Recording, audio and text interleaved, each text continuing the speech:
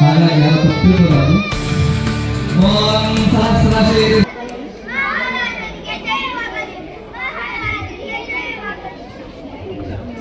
ಭಸ್ಮಾಸುರ ಬಹಳ ಶಕ್ತಿಶಾಲಿ ಅಸುರನಾಗಿದ್ದನು. ಅವನು ತುಂಬಾ ಮೂರ್ಖನು, ದೊಡ್ಡವನು ಬಲಶಾಲಿಯೂ ಆಗಿದ್ದನು. ಆದರೆ ಅದೇ ಸಮಯದಲ್ಲಿ ಅವನು ತುಂಬಾ ಮೂರ್ಖನೂ ಆಗಿದ್ದನು. ಒಮ್ಮೆ ಭಸ್ಮಾಸುರ ಕಾಡಿನಲ್ಲಿ ಅಲೆದಾಡುತ್ತಿದ್ದಾಗ, ನಾನು ಅತ್ಯಂತ ಶಕ್ತಿಶಾಲಿ ರಾಜನಾಗುವುದು ಹೇಗೆ? ರಾಜನಾಗಲು ಯಾವುದಾದರೂ ಸುಲಭ ದಾರಿ ಇದೆಯೇ? ನಾನು ಯಾರಲ್ಲಿ ಸಹಾಯ ಕೇಳಬೇಕು? ಅದೇ ಸಮಯದಲ್ಲಿ ನಾರಾಯಣ ನಾರಾಯಣ ನಾರಾಯಣ, ಓ ನಾರದರು ಬರುತ್ತಿದ್ದಾರೆ. ನನ್ನ ಎಲ್ಲಾ ಪ್ರಶ್ನೆಗೂ ಅವರಿಗೆ ಉತ್ತರ ತಿಳಿದಿರುತ್ತದೆ. ಓ ಮಹಾರಾಷ್ಟ್ರಗಳೇ, ಹೇಳಿ, ನಾನು ಹೇಗೆ ಶ್ರೇಷ್ಠ ಮತ್ತು ಬಲಶಾಲಿ ರಾಜನಾಗುವುದು? ಅಲ್ಲ ಅಲ್ಲ, ನಾನು ಎಲ್ಲಾ ಶ್ರೇಷ್ಠ ರಾಜರನ್ನು ಸೋಲಿಸುವಷ್ಟು ಬಲಶಾಲಿಯಾಗುವುದು ಹೇಗೆ? ಭಸ್ಮಾಸುರ, ಶಿವನ ಮೇಲೆ ತಪಸ್ಸು ಮಾಡು. ಅವನು ನಿನಗೆ ಬೇಕಾದ ಎಲ್ಲಾ ವರಗಳನ್ನು ನೀಡುತ್ತಾನೆ. ನಾರಾಯಣ ನಾರಾಯಣ. ಭಸ್ಮಾಸುರನು ಮರದ ಕೆಳಗೆ ಕುಳಿತು ಶಿವನನ್ನು ಪೂಜಿಸಲು ಪ್ರಾರಂಭಿಸಿದನು.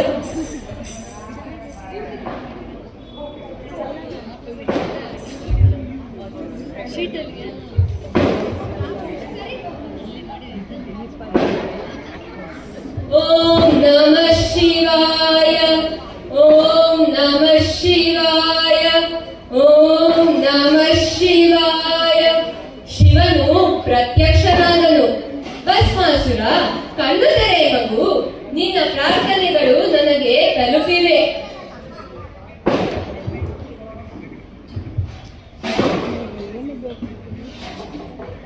ಭಸ್ಮಾಸುರ, ನಿನಗಾಗಿ ನೀನು ಏನು ಬೇಡುತ್ತೀಯ? ಪ್ರಭು, ನಾನು ಅಮರನಾಗಬೇಕು. ಭಸ್ಮಾಸುರ, ಬೇಡ, ಅದು ಪ್ರಕೃತಿಯ ನಿಯಮಗಳಿಗೆ ವಿರುದ್ಧವಾಗಿದೆ. ಹುಟ್ಟಿದವರೆಲ್ಲರೂ ಸಾಯಲೇಬೇಕು.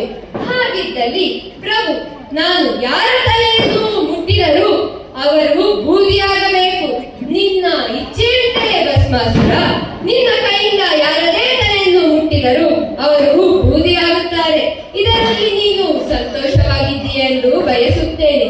ಭಸ್ಮಾಸುರನು ಉನ್ಮಾದದ ನಗೆ ಬೀರಿ ತನ್ನ ಕೈಗಳನ್ನು ನೋಡುತ್ತಾ ನನ್ನ ಶಕ್ತಿಯನ್ನು ಪರೀಕ್ಷಿಸಬೇಕೆಂದು ಬಯಸಿದನು. ಈಗ ನಾನು ಎಲ್ಲರಿಗಿಂತ ಶಕ್ತಿಶಾಲಿ. ನಾನು ನಿನಗಿಂತಲೂ ಶಕ್ತಿಶಾಲಿ ಸ್ವಾಮಿ. ನಾನು ನಿನ್ನನ್ನು ಸುಡಬಲ್ಲೆ. ಶಿವನು ಪ್ರಸ್ತುತ ಪರಿಸ್ಥಿತಿಯನ್ನು ನೋಡಿ ಬೆಚ್ಚಿಬಿದ್ದನು. ಆದರೆ ಭಸ್ಮಾಸುರನು ಮುಂದುವರಿಸಿದನು, ಪ್ರಭು, ನನ್ನ ಶಕ್ತಿಯನ್ನು ಪರೀಕ್ಷಿಸಲು ನಾನು ಬಯಸುತ್ತೇನೆ. ನಾನು ನಿನ್ನ ತಲೆಯ ಮೇಲೆ ಕೈ ಇಡುತ್ತೇನೆ. ಅಲ್ಲಿಗೆ ಒಬ್ಬ ರಾಜ ಬರುತ್ತಾನೆ. ಮಹಾರಾಜರೇ, ನಾನು ಬೇಟೆಗಾಗಿ ಬಂದಿದ್ದೇನೆ. ನೀವು ಇಲ್ಲಿ ಏನು ಮಾಡುತ್ತಿದ್ದೀರಿ? ನಿಮ್ಮನ್ನು ನೋಡದೆ ಎಷ್ಟು ಸಮಯಗಳಾಯಿತು? ಭಸ್ಮಾಸುರನು ಯೋಚಿಸಿದನು, ನನ್ನ ಶಕ್ತಿಯನ್ನು ಪ್ರಯೋಗಿಸಲೇ? ದೇವರೇ, ನಿಲ್ಲಿ ನಿಲ್ಲಿ, ಹೇಗೆ ಓಡುತ್ತಿದ್ದೀರಿ? ಭಸ್ಮಾಸುರನು ಕೈ ಚಾಚಿ ಶಿವನನ್ನು ಹಿಂಬಾಲಿಸಿದನು. ದೇವರೇ, ಕಾಯಿರಿ, ನನ್ನ ಶಕ್ತಿಯನ್ನು ಪರೀಕ್ಷಿಸಲು ಅವಕಾಶ ಮಾಡಿಕೊಡಿ. ದೇವರೇ, ನಿಲ್ಲಿ ನಿಲ್ಲಿ ನಿಲ್ಲಿ. ದೇವರೇ, ಹೇಗೆ ಓಡುತ್ತಿದ್ದೀರಿ? ನಿಲ್ಲಿ. ಶಿವನು ಇದ್ದಕ್ಕಿದ್ದಂತೆ ವಿಷ್ಣು ಅಲ್ಲಿ ಪ್ರಾರ್ಥಿಸಿದನು. ನಾರಾಯಣ, ದಯವಿಟ್ಟು ನನಗೆ ಸಹಾಯ ಮಾಡಿ.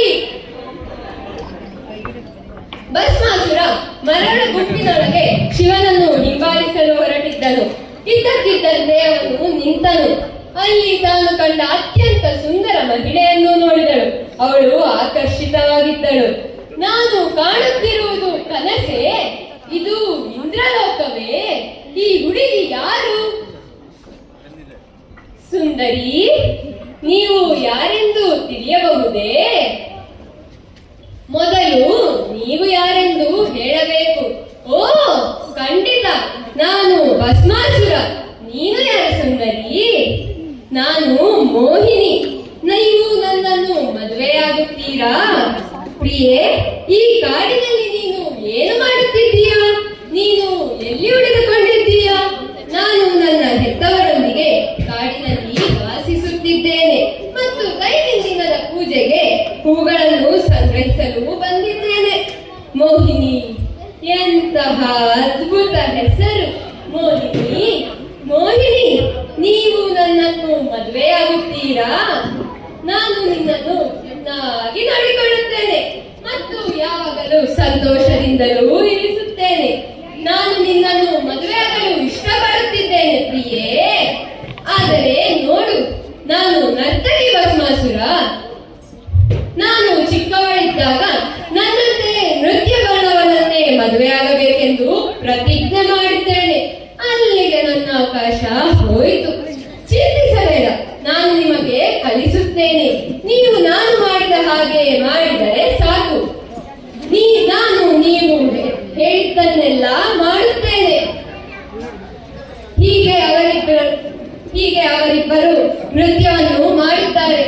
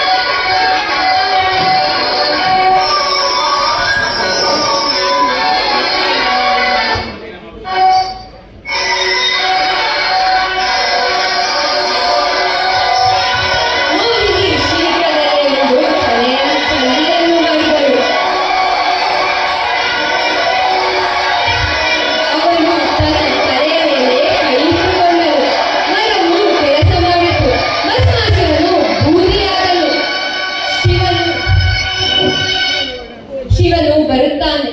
ಧನ್ಯವಾದಗಳು ನಾರಾಯಣ, ನೀವು ನನ್ನ ಜೀವನವನ್ನು ಉಳಿಸಿದ್ದೀರಿ.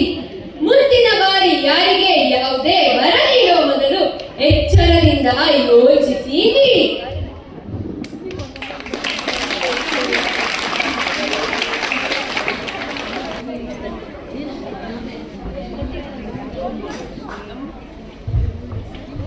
ಪಾತ್ರ ಪರಿಚಯ. ನಾನು ಮೋಕ್ಷಿಕ. ನಾನು ಧೀರೆ. ನಾನು ಗಂಧರ್ವ. ಅರ್ಜುನ್. ಮಾವಲ್. ಶ್ರೇಯ. ತತ್ವ. ಚಾರ್ವಿ. ಯಶಸ್ವಿ.